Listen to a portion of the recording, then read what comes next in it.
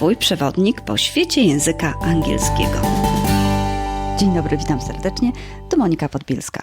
W moich podcastach opowiadam Wam historię o języku angielskim i również historię w języku angielskim.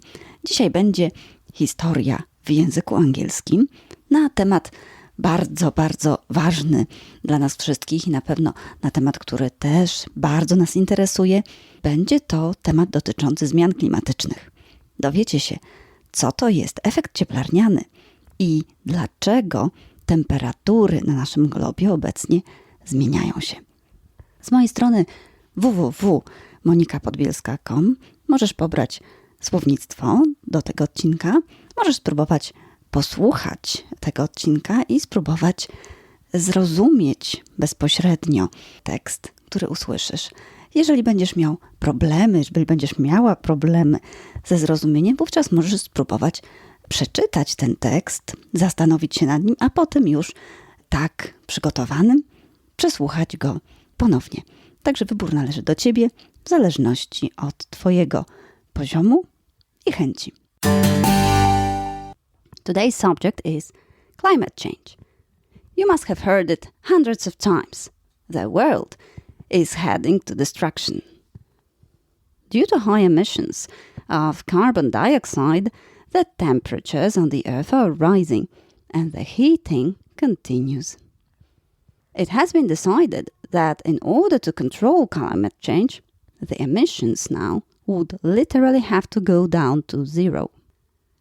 We as humans would have to resign completely from the use of fossil fuels.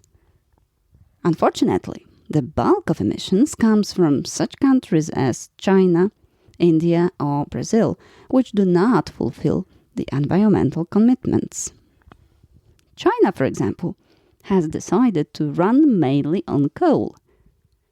Eastern European countries are also widely known for their attachment to coal as well.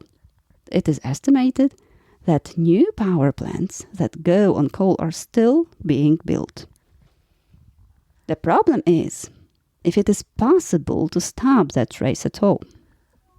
It has been said that new solutions would have to be accepted first by China and India and would have to offer the same benefits as coal-based economy and cannot be costly. The only alternative is the nuclear power, efficient and cost-effective. It is not promoted, for the governments are inhibited by people's attitude and the fear it raises, mainly the fear of radioactivity. But it turns out that there are safe nuclear technologies. They are based on the element called thorium. India runs such power stations. The USA is extremely fond of this solution too. So we may be comforted to know that there is a way. But why are we talking about climate change and global warming due to the use of fossil fuels? Just because of a phenomenon called the greenhouse effect. You must have heard of it. Let me explain how it works. The greenhouse effect was predicted as long ago as in 1960s. It was supposed to be caused by an increase in the amount of carbon dioxide in the air. And that is exactly how it works now. As simple as that.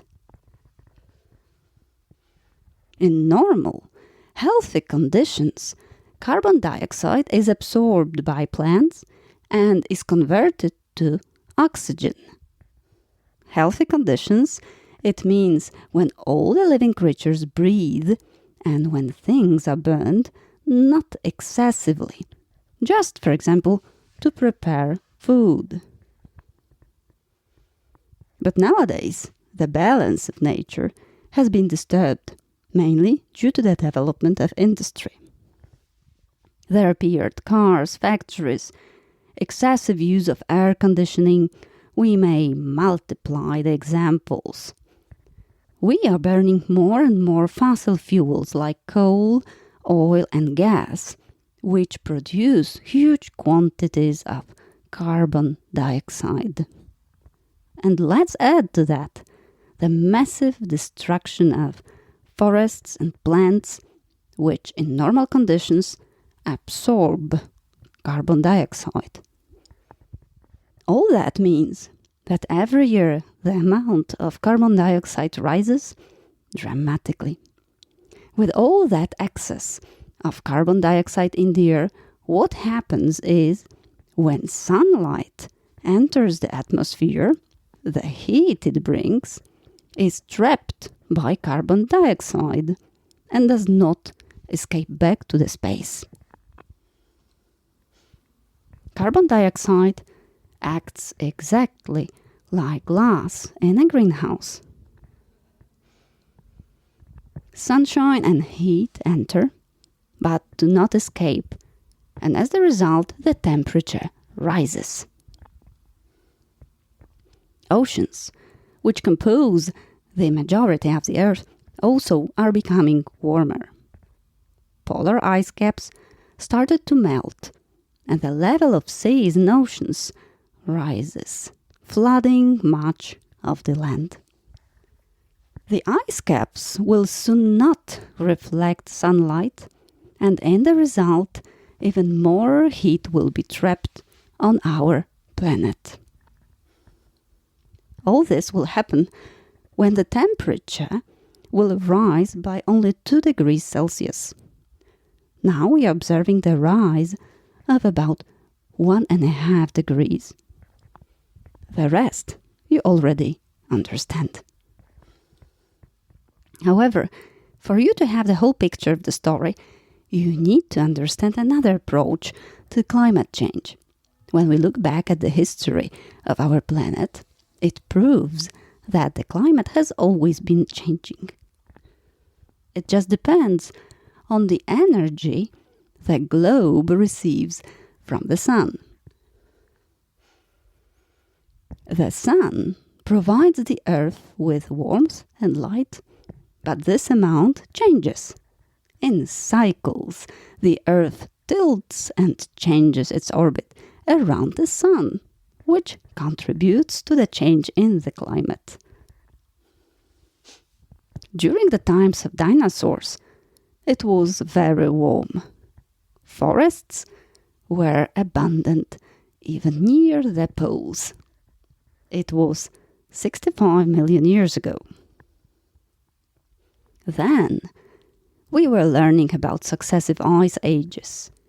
An interesting example, 150,000 years ago, with the temperature only 2 degrees warmer than now, New York would have been 5 meters under the water. It shows that our climate is regulated by the sun activity and the relative position of the Earth against it, and it had been changing long before the human species ever appeared. Nevertheless, it is up to you to decide if you want to limit the emissions and breathe cleaner air or not. Mam nadzieję, że uda Wam się zrozumieć, jak działa efekt cieplarniany. Przypominam, że z mojej strony możesz pobrać tekst, sprawdzić słownictwo i spróbować wysłuchać tego tekstu raz jeszcze, jeżeli mogą sprawić jakiekolwiek problemy.